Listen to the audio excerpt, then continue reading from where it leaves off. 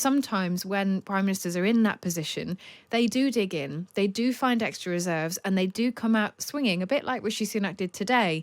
But that doesn't mean that they're going to be able to take their party with them. And I think this weekend will be about reflection. It will be about the party trying to work out whether it can reconcile itself, whether there is any compromise here. If there isn't, it limps on until the next general election. And for many who are on that right wing, they feel it's a given now. The party just can't go anywhere. It cannot win. It's a mess, in all honesty, that we've got into this position.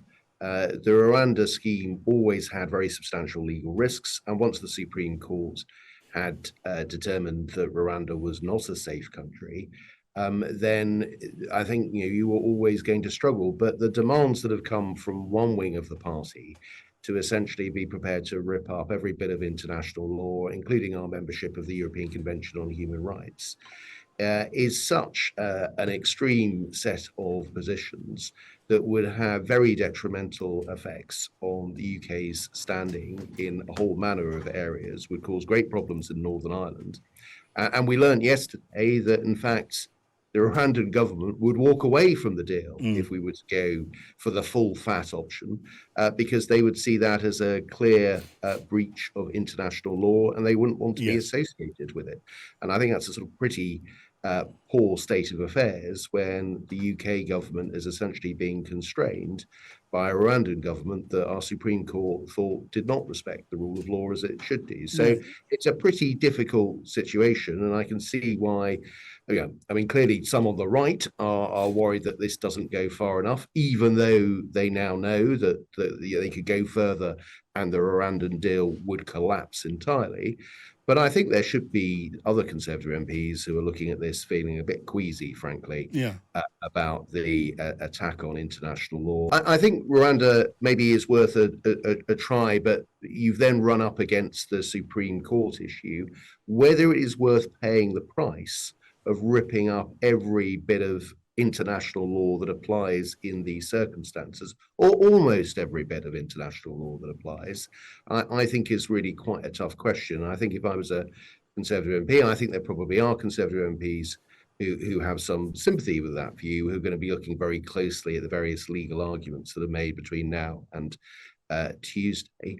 Look, as I say, it is a genuine issue. Maybe something like the Rwanda scheme is worth trying. But if Rwanda is not a safe country, you can't simply legislate that problem away. And that appears to be what the government is trying to do. Just last briefly, David, if the Commons, by which I really mean your party colleagues, if they vote down this bill next week, it would blow a hole in the government below the waterline. Do you imagine that might happen? I think it's possible. My guess is that they will get this through the House of Commons next week. But there are two sides to this argument. There are two parts of the party that will be looking at this. And if you end up with a position that both sides end up saying this doesn't really work, then the government has got a real problem. I mean, in so many ways, they shouldn't have started from here. They should have dropped the Rwanda plan some time ago, certainly after the Supreme Court reached its judgment. The Prime Minister's come up with perhaps the best compromise he can, but it's a flawed compromise. The Prime Minister and his team feel as if they're in a corner. This is a critical point.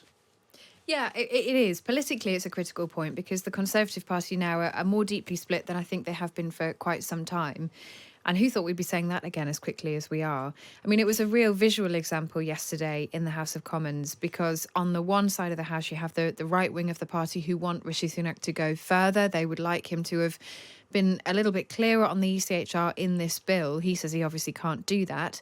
And then there's those in the sort of centre of the Tory party who are a little bit queasy about the idea that you could be disregarding international law.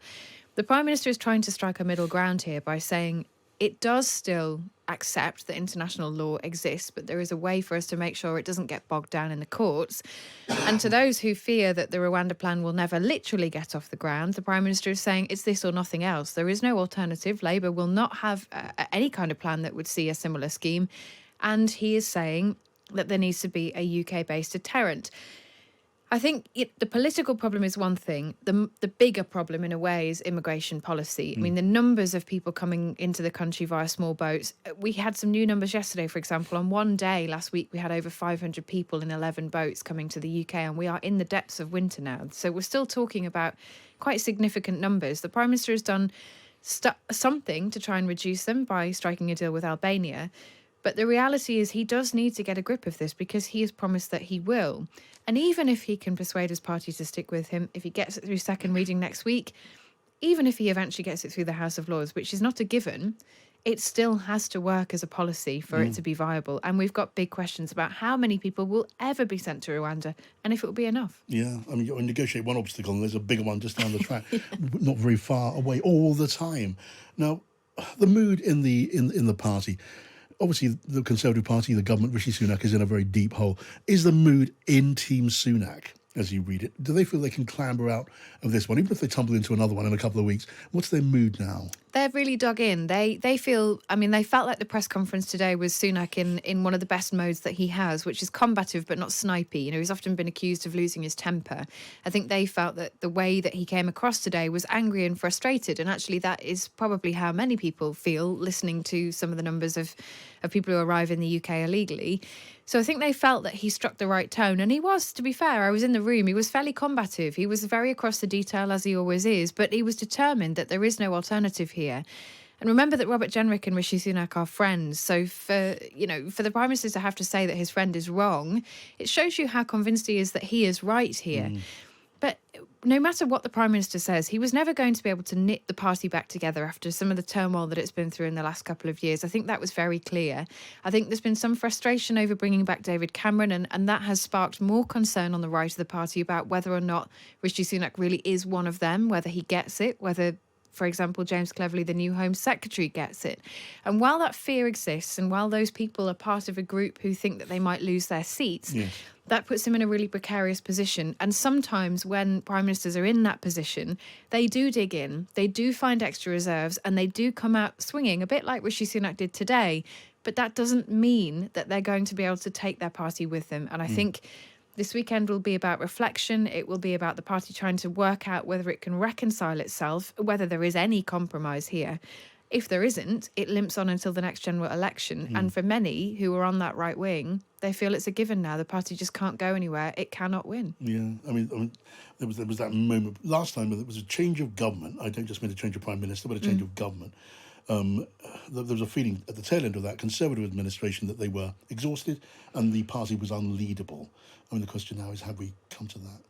Yeah, I think that's exactly the question. There is still some hope. The party chairman did an event today for journalists and said, if you unite, we can still do this. He believes that the election is winnable, but you know, the polls don't suggest that. The mood in the party doesn't suggest that. The one thing at the moment that the party has, the Tories have, is they say Labour doesn't have a plan to tackle this. And as yet, we haven't seen a definitive plan on illegal migration from the Labour Party. We've seen lots of suggestions on legal migration.